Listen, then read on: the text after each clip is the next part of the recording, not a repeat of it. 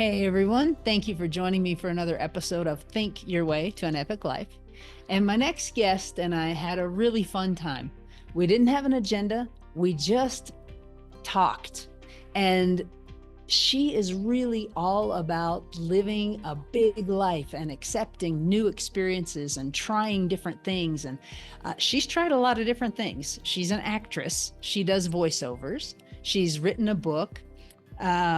She's a spokesperson. She's a model. She's just a really fascinating person who has done an awful lot of work on herself to figure herself out so that she can be a more complete person. And the walk through her life, the little piece that we got today, is really fun. I hope you enjoy. So, Walker, thank you so much for being here today. I'm excited to be here. Thank you. It is my pleasure to have you. I can already tell just in the few things that we talked about pre-recording, we are going to have a very fun exploration today. Yes, absolutely. I love that we're just going to have a conversation. Two people, like we just said, that just met, and we're going to get to know each other. And I think that's often something that we don't give ourselves the space to do. We come in with an agenda. I love that we don't have one. And I'm seeing you and meeting you and hearing your voice and getting a vibe for who you are and letting that be and letting it grow. So I'm excited. I love this kind of discovery. And as you said, exploration. Yeah, it is fun. And in my research on you, I had an incredible amount of fun just thinking about your life, thinking as just an outsider who knew I was going to get to meet you today, what it must have been like to do all the different things that you've done. And so without telling them more than I told them in the introduction, tell me one of your favorite things about life right now. Oh, one of my favorite things about life right now is reaching a point in my inner world where I can relax with what is at such a level that it allows me more freedom. And I thought that had given myself a lot of freedom by, as you've probably seen in your research, making a strong conscious effort to choose my own story. But even in choosing my own story for a long time, I was still trying to control the outcome based on the elements of fear, feeling unsafe because of what I had known. In the recent years, because of going through some real life-changing shakeup with my husband, who had a life-threatening diagnosis. It was like an unseen enemy that we were both battling together. And it woke me up to something that was inside of me. It was a need to control. And there was no way I could in this circumstance because I hadn't experienced it myself. He had never experienced it himself.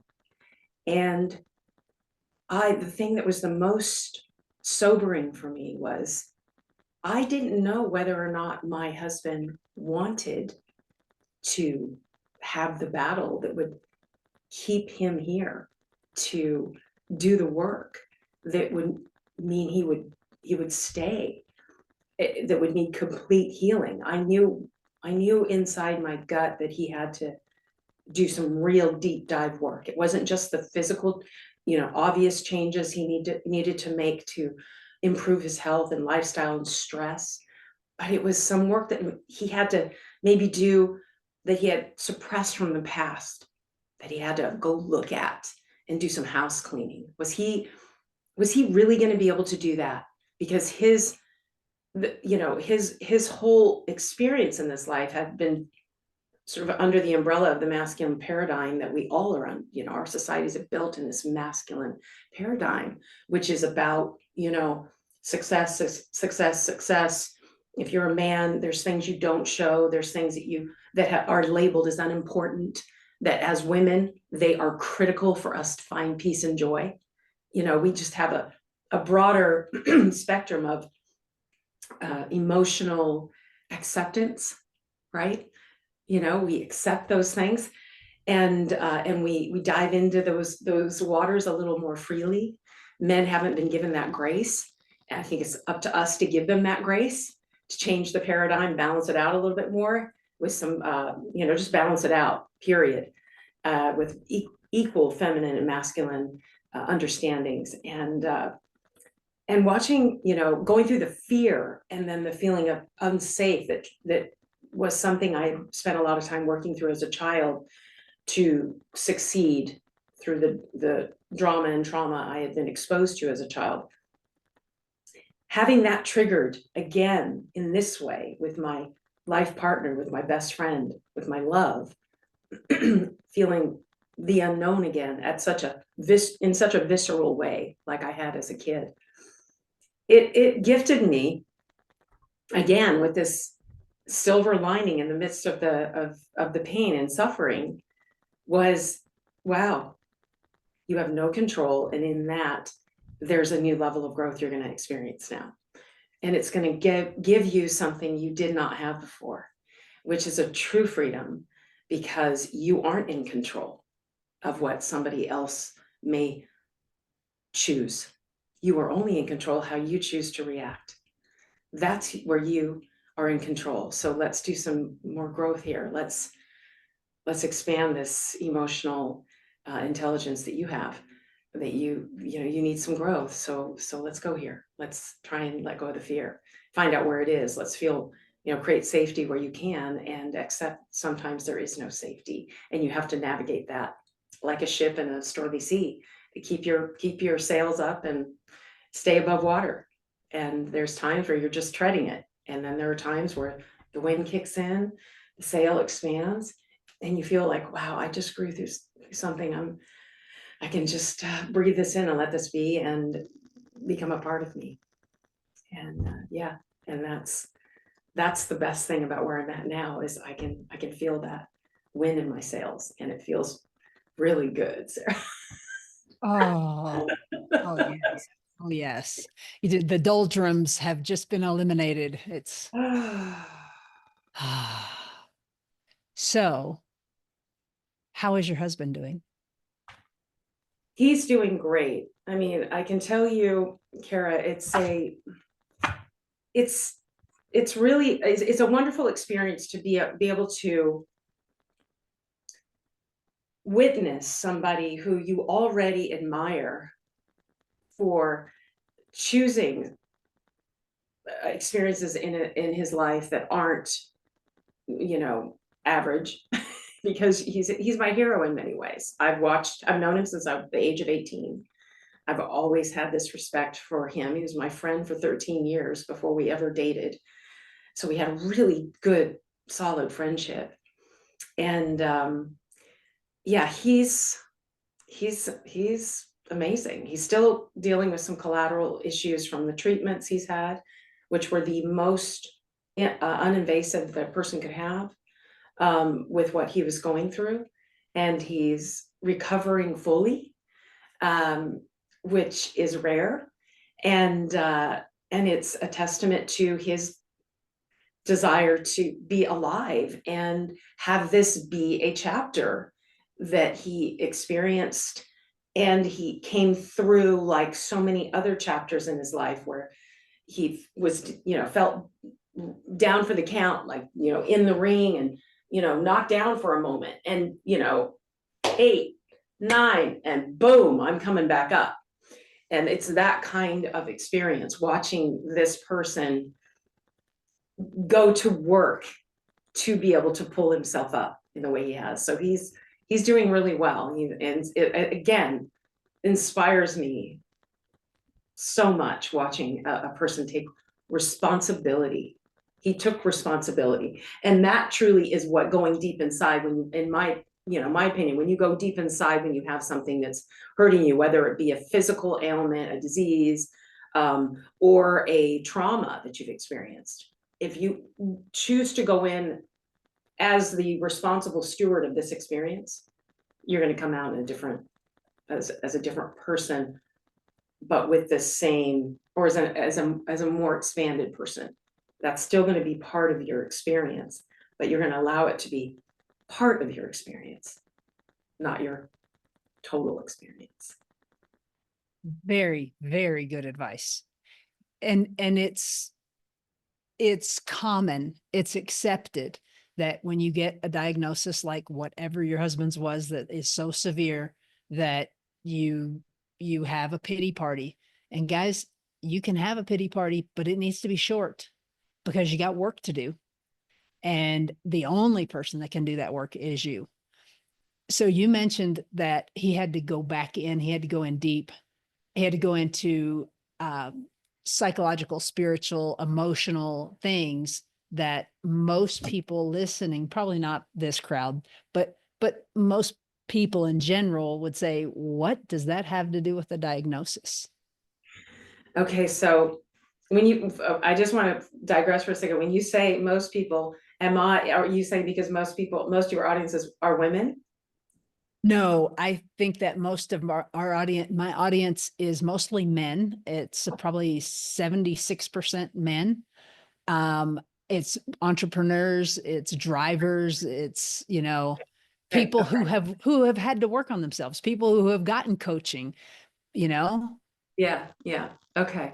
So, and if you would have said it was women, I was going to say, well, most of us are in relationship or have brothers and fathers, so we experience watching men try and navigate being emotional beings like us, try and navigate in a world that has suppressed their ability to respond to experiences they've had that have been every bit as challenging, as difficult, and or traumatic as a lot of women have. And the difference is they often have not been allowed to share them, to experience the feeling of weakness that it makes you often feel in the label of what is weak and what we're taught is weak. Because when you do go through those things and you look at them and do that deep dive, it really is a strengthening of who you are. It builds your resilience, and it builds something that my husband said way before the diagnosis, and we'll answer that question. Way before the diagnosis to me, there's two things he said to me that were, that were so life-changing. One was, Walk, it's all about recovery time in life. And I was, we had just gotten together, we were dating, and I was, what the heck does he talk? What recovery? Okay, I know I can answer this. I'm gonna have to sit on this, right? It's all about recovery time. It was so short and loose, and I'm one of those, it goes in, I'm thinking, okay, I know this is deep because I feel the energy of it, but it just was it was said in such a way, like off the cuff. And I was like, so I went and I did a deep dive on that and looked back in my life at the times where I didn't allow myself to recover because I fell into the trap of what I had been taught, the influences around me, what I thought was the only path when you experience something.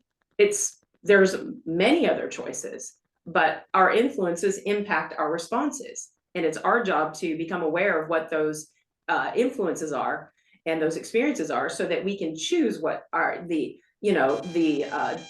intensity and time spent in our responses, right? The response, the time spent in it, and the intensity of it.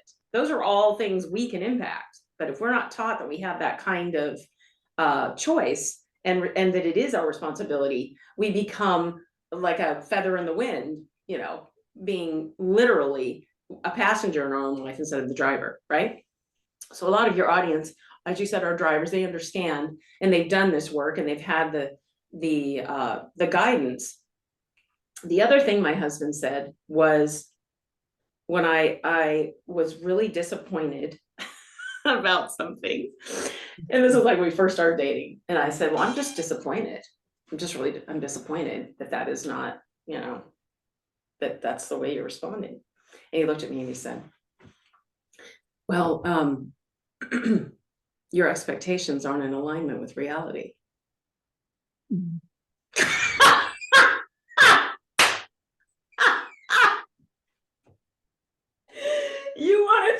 without being set back on your heels. Excuse me? What? Oh my goodness. Now that is, he gave me an assignment in that moment, right in that moment. It was like, okay, assignment to grow. This is going to be really helpful in your life. My expectations, what am I expecting right now? That's a huge responsibility of mine when we're disappointed in an outcome, whether it be personal, professional. What is your disappointment about? What were your expectations? That's your responsibility. And granted, if it's a professional situation and you've hired somebody that maybe isn't the best fit because they're not able to execute the responsibilities you thought they were, it's not personal, it's professional. So there's so many ways you can go about managing that situation. If you have to let the person go or you have to maybe dissolve a partnership, or you have to change directions for your corporation, your business, because it just turned out not to be a great fit, then because the expectations are not showing up, right? That means the track isn't the correct track. So in that moment, we have to look at what our expectations, where do they come from? Where's the root of that? Is it in alignment with reality? And if it's not in alignment with the reality that we're experiencing, we have to accept for a moment that, okay, we thought we knew what we knew. We're in a moment of not knowing what we don't know. We don't know what we don't know. So we got to kind of open the possibility at that point to going into the unknown and recognition and acknowledgement. This is not what I thought it was, isn't what it is. I have to see what is in front of me. I'm not listening right now. I'm not seeing, it's not personal. It's the way we sometimes are. And the reason I say it's not personal in that moment is because often when we deal with somebody that we like dissolve a relationship, or we let somebody go in our business, it feels bad to us.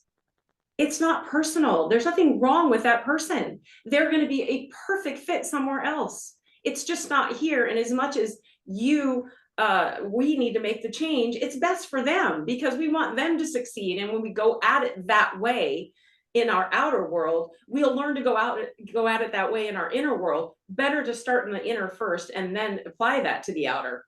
And that's where I have my work has always been, okay, inside out. Not always. There have been times when I've been outside in, and those are the most painful times in my life. But I recorrect and redirect, because when it's inside out, then the world around you draw people in where you can recognize, oh, wait a minute, this isn't a good fit for either of us. And you can still be friends. You can still be colleagues. You can still recommend each other. You can still have a relationship. It's not this huge, deal-breaking experience. It's like, dang, this didn't work out. Thought it would. Well, let me know what you're up to. Because I know you're going to be perfect somewhere else. Does this make sense? You know what? It makes so much sense. I just feel like right now this is the title of your new book, is It's Not Personal. If we could take that into our marriages, we could help relate with men on the level that they, as you so eloquently put it, have been allowed to express themselves, right? Your insights are so deep, and I'm hoping I'm stopping you just here for a second because I want people to pick up on that. If you, as a woman, heard that from your husband, I heard something almost similar to that from mine, and we still talk about it. It still cracks me up. That's how we take everything so personally, and we shouldn't. It's not good. It's not healthy. It's not necessary. It's just, it is what it is. And who do you have control over? Only you, nobody else. And even at times, we don't have control over ourselves. And it's so important to recognize that that's okay Two, sometimes if you can step back and be the observer and go, wow, that was an interesting reaction. Where did that come from? We'll find out our influences, and we're able to take some of the the fire out of it, and have a laugh about it. And that's where, I mean, my husband and I spend a lot of time laughing, and we laugh about these things. They're the best moments, because it's a growth moment when you give yourself that gift, that grace of not judging yourself for having, not taking it personal, not judging yourself for having a reaction that you had. We will get mad at each other. We will have these, full on, who was that and what was that about? That was a part of me that needed to have a conversation with you about that, right? We'll come back and go, wow. And if you give yourself, again, that grace to be a human being, be imperfect, fall down, and know that you can get back up and wipe your knees off and shake it out and just say, all right, well, that was a little bit of a trip, and I learned something. It's just like when we're kids, we give ourselves this grace instinctually. We can't wait to walk. We don't know the first thing about how to walk, and we're like, can't wait to walk, and we fall on our face. We don't we don't lay there and say, that's it, I'm done, I'm never, forget the walking. We don't say something correctly. We don't say, well, that's it, I'm never going to talk again, fall over. We keep going in towards the mistake, and we learn and grow. We, like I said, wipe ourselves off, pick ourselves up, shake it off, and go into another trip or fall. If we do the same thing again, and we don't look back, we don't keep dragging it forward.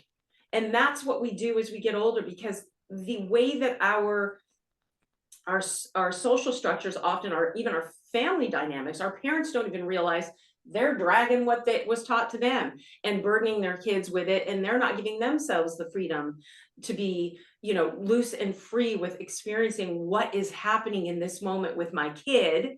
I've got to do what I was taught, and often that isn't who you actually are. It's something you were influenced to be, and your kid is in this space of total innocence, and they challenge you to get back there, right? They challenge you to have some of that freedom with them. And we often forget to do that. I certainly have with my bonus kids. I certainly have definitely forgotten at times, wait a minute, because we go into such an intense environment that has all these requirements, and that seat belts us. It makes us feel like we're stuck in another paradigm of how we're supposed to be. And how do we shake ourselves loose from that and still be a good parent, still be a good business owner, we have to trust that we got it in there. We got to trust. And trusting is not an easy thing to do when a lot of people around you aren't doing it. It's real leadership. It's like, you got to know you got it in you. You started a business, right? If we're going to talk professionally, you courageously started a business. You courageously went after something that nobody maybe thought you could do, but you had that inkling inside. That's where real self-esteem, real confidence is built, taking a risk. That's how we learn to walk and talk. We have to remember to go back to that place and give ourselves that grace and innocence and ability to play in the unknown again. That has been giving myself that permission to welcome in opportunity that isn't of my own making, my own understanding, my own experience, has been a huge, huge gift in my life in this particular time and season, as people say. I love that season because it really is the way we go through changes, a lot like the nature around us, and we sometimes resist it, but we do have actual seasons, right? Wouldn't you agree, Kara? Oh my goodness, it's so a fact. It is, and there's no way I would go back.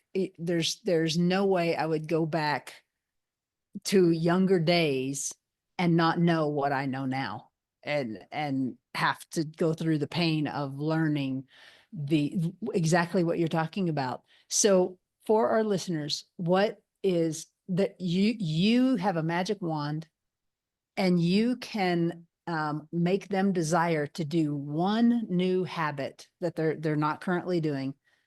What's one or two that you would say this would be the one that would make the most difference in your life? When you do something and your first instinct is to judge yourself, to criticize yourself, to choose to take a breath and take that label of it being wrong, of it being in any way a negative off, and let yourself rest in the reality that it exists and it is. And maybe there is another way you can look at this. Open the door and give it some space for something else, because that takes us right back to the expectation that we do to ourselves.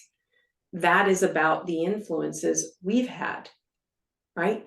We limit ourselves often based on a past experience, but what if that's just information to consider, not a law or a rule on what your next experience is?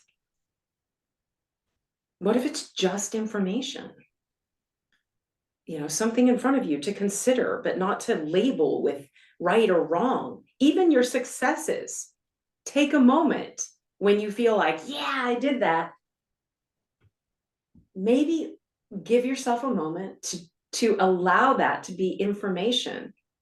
Because sometimes it's I'm not saying don't celebrate, but sometimes it's these huge contrasts we give each other, ourselves and others, based on something that we perceive is a success or a failure that causes so much pain and disruption within ourselves. We don't even realize we're doing it, because then that person is tasked to meet that and then run away from that, when they both have such high value lessons and gifts for us. One isn't a failure. One may not be the success you think it is. It could just be a stepping stone. And if you let it be the stepping stone, then, oh my gosh, what is up ahead? It gives you so much more lightness and freedom to experience something even more new and different from that stepping stone. Why do we have to reach the other side so dang quickly? Why can't it be a lot more fun seeing how to get to the other side, whatever that may be? We don't even know what it is. Right. It is. I love this. I love this conversation because, and you have brought it up several times. And so elementary, how does someone get rid of those programs that they didn't create? The very first thing you have to do is self-observe. We have to recognize that we have responsibility to listen to our own inner talk. It's our inner talk. It's our chatter. That's the first thing to do. Listen to what goes on in your own mind and take a pause. It doesn't mean you're a bad person because you thought, something that is labeled as a negative thing about somebody else. It just is what came up. Let it be what came up, and let it be. It is the most fundamental. It's information. It's not this or that. Taking the label off of what we think something is gives us the freedom to maybe choose for it to be less invasive to our reactions from it the next time, or to somebody else when they may fall into that label or that experience. And especially in our personal life, it really brings a lot more peace. One of the reasons I named my business Peaceful Heart is because it's something I want to, I aspire to. It's Peaceful Heart Productions. That's my company, and I aspire to have a peaceful heart because I aspire to peace inside out. And I think that as human beings, we can reach that place but it has to come from the inside first. And the first step in doing that is observing yourself, is recognizing that all that you are often experiencing is a response to what has been experienced already, which is, it's happened. It is, you can't go back in time and change it. So allowing a little space there before you respond and say, I have a choice, allowing yourself the choice, just giving yourself that permission as your own parent. You have a right to choose. You don't have to do it. You don't have to react right now. You don't have to react right now. It's just, you don't have to. And just to share, to, fully dive, out myself. As a woman, it took me a long time to feel okay with telling my husband or responding to my husband with, you know what, I don't have an answer right now on that, and I'm going to be okay with that. And I may not have one. I just may not have an answer on this one. And I'm okay with that. Wow, that is so new for me, because it wasn't the way in some of those experiences that my husband would ask me about that were challenging my influences, for me not to have an answer. I felt like I had to have an answer. So I gave myself that grace. And in giving myself that grace, I discovered new answers, new experiences for myself. Something would show up if we give ourselves the space. So I think that, let me just say that one more time. If you observe your inner dialogue and you give yourself the space to observe it for a second, take the time. If it means you have to remove yourself from the experience you're in for a moment, I need to go sit down by myself for a second, give yourself that space. Something else is going to show up. Let the emotions do their thing, breathe it out, observe its emotion, and it's okay. And it's part of who you are. And it's a beautiful dynamic part of who we are as human beings. Our emotion spectrum is a beautiful thing, but it's like a palette. It's like paints and colors that we can actually choose how intense we want to experience one. And especially personally, we can choose that. Give yourself that space. Something else will show up. It will. Now, Kara, I feel like I'm just babbling on here, but one thing's leading to another, and I don't want to deny this outing again. As a professional, as an actor, it's been an interesting journey for me, because I've had to grow in this way personally, so that, frankly, I don't drive my husband crazy on myself because of what I was influenced with and my own self, my own inner self.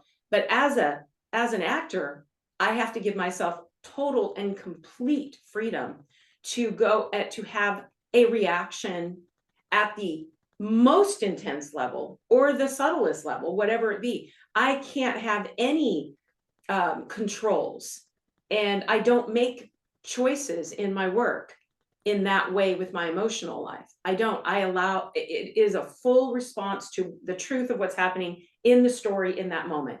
That's the only way I can play, because it's not fun any other way. That's a ride that I am a bit selfish. I'm going to go on, is I'm going to let that be. That allowing you that in your life, in your personal life, is also a beautiful thing.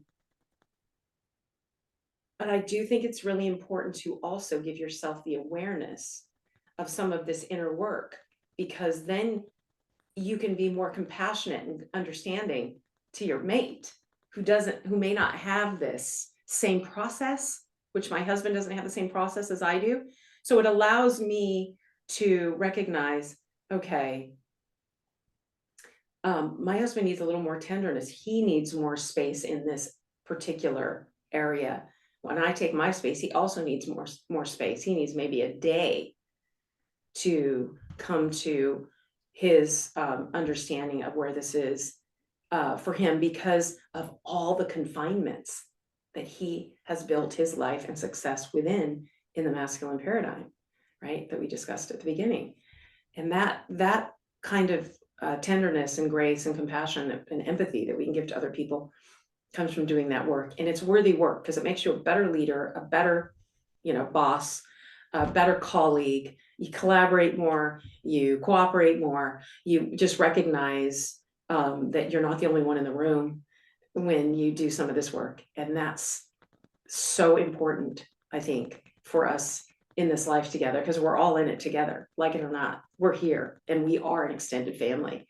And like, I just met you, Kara. I just met you today. And I feel like, okay, I could sit across from this woman, just like you said earlier before we started recording, and we could sit for hours and laugh and have a conversation and it go in all different directions because we have a connection. And so many of us have connections like this all over the world. And when we get out from under what we think we should be and allow ourselves to be with responsibility, Right. it just opens a huge, I feel like, okay, I've just created another rhyme, a door of opportunity. I know I went through several E's on that, but it just worked. It just is what it is.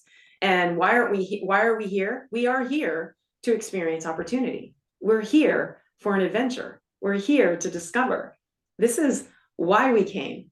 So give yourself that gift. Open the door to something you don't know. Open the door and step in and don't bring anything with you. Inside, don't bring anything with you. Let yourself really experience what it is that you're experiencing, because it is going to expand your life in a way you never thought you, and whether it be something difficult, like the way my husband's diagnosis, which was cancer, a form of cancer, and experience it and be okay with the choices you make, because they're the choices you make. And let them, and be open to the fact that you might change those. Might change your mind. And it's nobody's business if you change your mind. It's your business. And the people around you that are on your journey with you, that are in your experience, will understand that. If you're giving yourself that gift with grace, everybody feels it, and they are grateful for you giving yourself that gift, because you give it to them too. It really is the best way, if you can, to live your life not knowing what the heck's going to happen next. That's how we were as kids. Again, I'm going to say it again. Give yourself some innocence. Let yourself be a little bit unaware of what's going on, because you're aware that that's your ultimate choice, is giving yourself that gift. And I would like to back you up on the fact that it's not just giving that gift to yourself. And I know that there's a lot of people who think that they don't really have any influence in life, that no one, it doesn't matter what they do. It's not going to matter if they weren't here anymore, whatever you're thinking.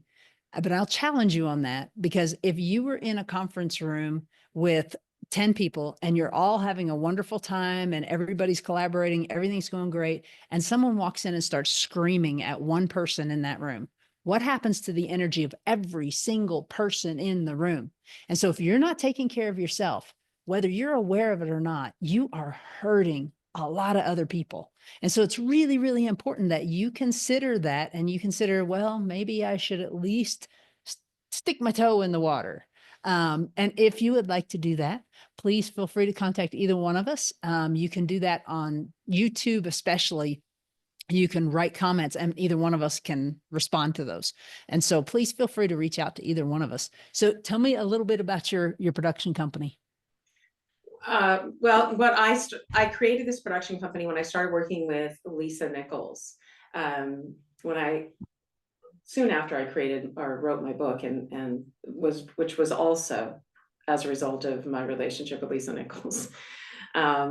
If anyone doesn't know who Lisa Nichols is, Google her. She's an amazing woman and speaker, an author, and just a human being who's out in the world sharing what she's experienced, hoping it's going to help somebody else up level and move forward, maybe without as many trips and falls as she had, which is my goal too, and I believe that's your goal as well, Kara. I think it's why we all kind of find each other, is we are wanting to share that, as you just stated, we're all here because we're here for a reason. None of us are not a part of this experience and an important part of it. We are. Our silence, even when we don't say something in that wonderful experience that you just gave in a boardroom, that is it's just a great visual to think about our choices in a moment like that. If you've had a moment like that and you didn't say anything, there's no judgment. That was your lesson, because the next time, maybe you will. And if you did, and it wasn't exactly the way you wanted it to sound, that's okay, because the next time it'll sound better, because it is what it is. You can't change what it was. I've experienced it. I've had those. I mean, that was really clear. I've had that happen on set. I've seen it. I've watched it change the whole energy of the experience. And I've watched people go for days being triggered by it. And myself, even from experiences of just falling into, that was a moment of growth. Give yourself the grace to have had the growth. Sometimes it does that to us. And it's important to recognize that we're here for that reason. We're students. None of us are going to get this thing 100% and be a professor of life. We're here to be students. It's a whole lot more fun to be a student. So just be a student. It's a lot more fun. So my business, it used to just be my initials. And then when I started working with Lisa, and she sort of infused me with a level of courage that I didn't realize I needed, which was to share my story, because it wasn't for me. It was for the person it could help. She said that to me.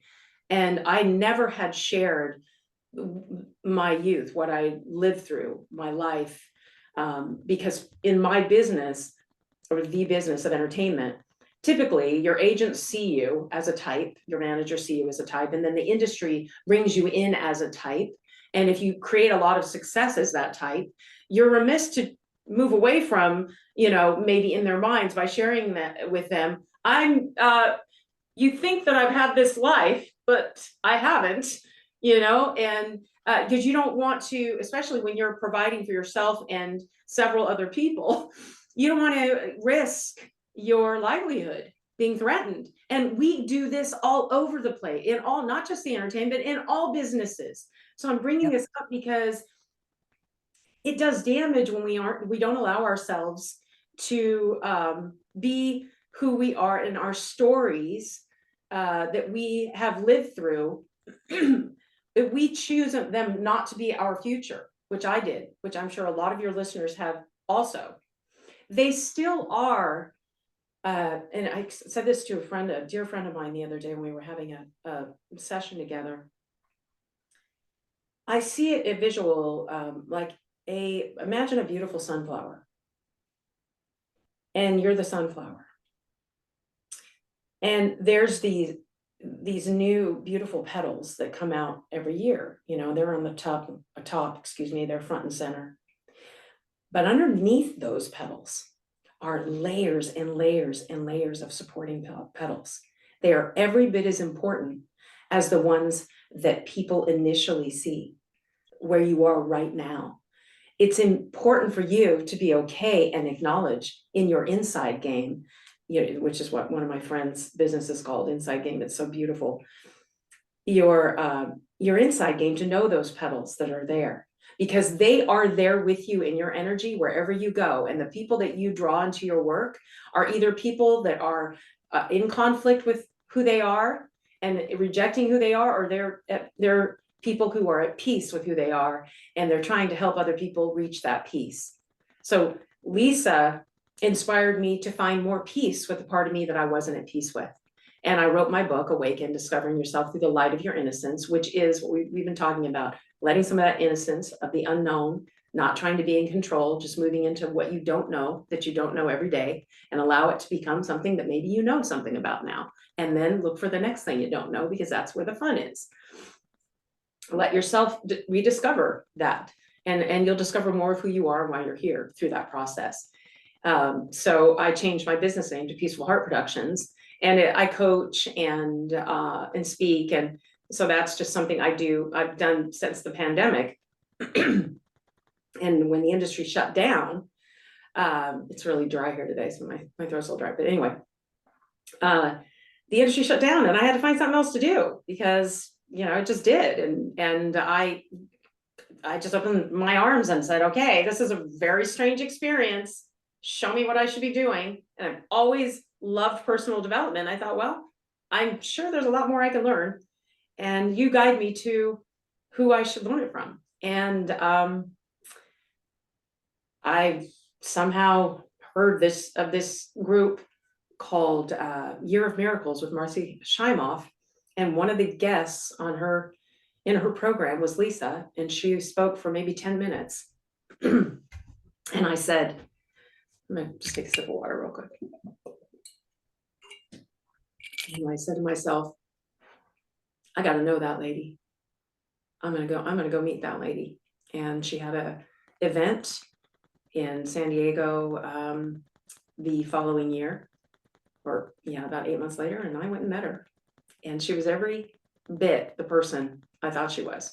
She was just full of dynamic energy, and somebody who really wants people to not experience what they don't need to experience, but experience what you need to experience. But I'm going to give you some answers, and I'm just going to give you everything that I learned, and take it if you want. If you don't, fine. I'm wishing you the best. And that's who she is. And so I thought, I'm gonna name my company this new place that I'm giving myself the grace of more peace. And maybe I'll reach there at some point in my life. I don't know, but I'm gonna look at it daily, and maybe it'll impact me. Words have power. Oh boy, don't they? They do, for the good and for the bad. It's talk to yourself, don't listen to yourself is one of my favorite sayings, because you have to pay attention. You've got to manage it and head it in the right direction. So just one really fun movie set story, and then we've got to close this up. I think I could talk to you all day long. Yes, fun movie set story. Oh my gosh, I have a lot of fun movie set stories. How do I find one that's okay? So I'll go to the very beginning. So when I was on this City Slickers at lunch with Bruno Kirby, and God rest his soul, what a brilliant actor and generous human being he was, and Billy Crystal, having lunch. I remember Billy Crystal essentially just nothing came out of his mouth that wasn't funny.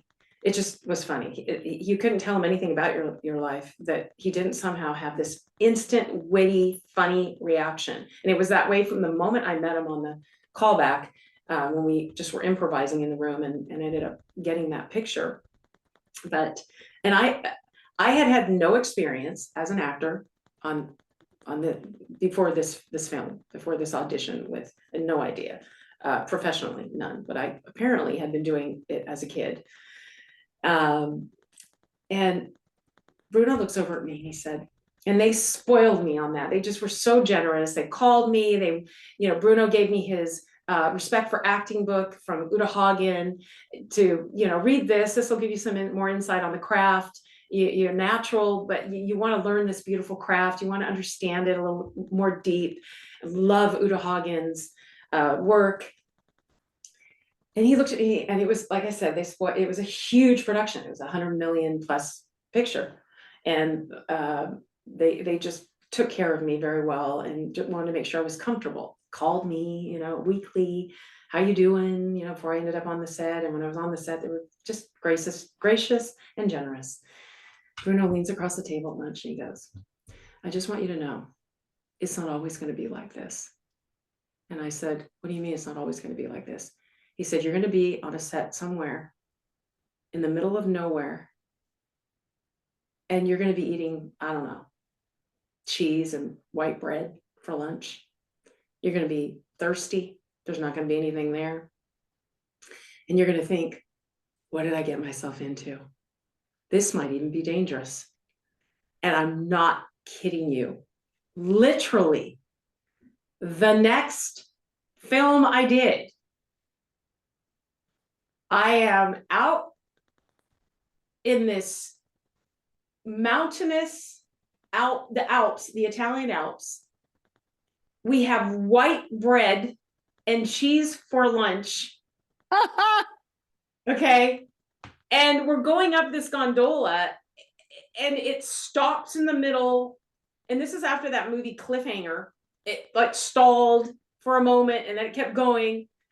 But I was laughing so hard, and my co-stars in that, they were like, what are you laughing at? I said,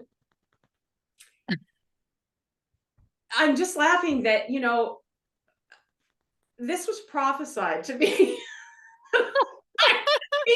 I would be here on this set, essentially, because everybody on the outside thinks that as an actor, you have all of this, you know, it's always amazing. It's not always that. It's not. And every single, whether it be A-list actors and you're starting actors, it's not always this, you know, festival of amazingness.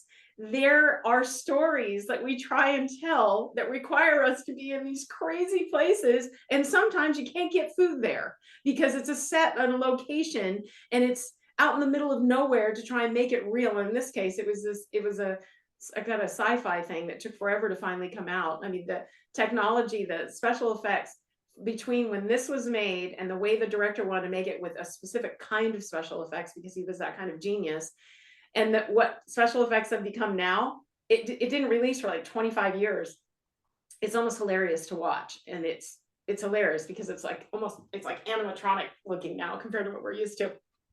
But it was one of those experiences, and it was hilarious because of how often we are given clues and sometimes exact phrases of what maybe our experiences might be, and they just zoom right over our head because we're in the midst of deciding what our experiences are going to be, instead of allowing for possibility that it could be that or something else. And it was like I locked into that, and I do think we have some, you know, we have some impact on what might happen.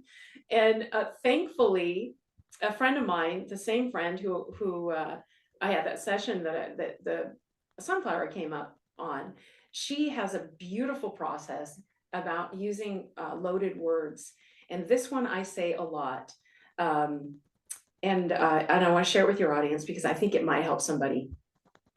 When something is going on in your life, whether it be business, professional, whatever it is, it's a disruption. Use this word to give yourself, to immediately give yourself some grace and create the space we were talking about. And the word is temporary. Mm-hmm. And say that to yourself several times inside. Temporary. Temporary.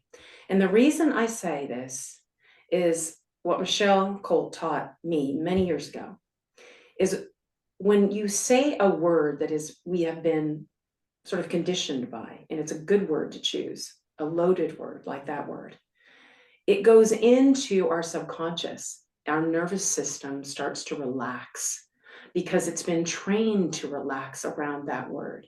And sometimes we need to give ourselves that little extra help because we don't have the awareness that we've been talking about in depth during this conversation.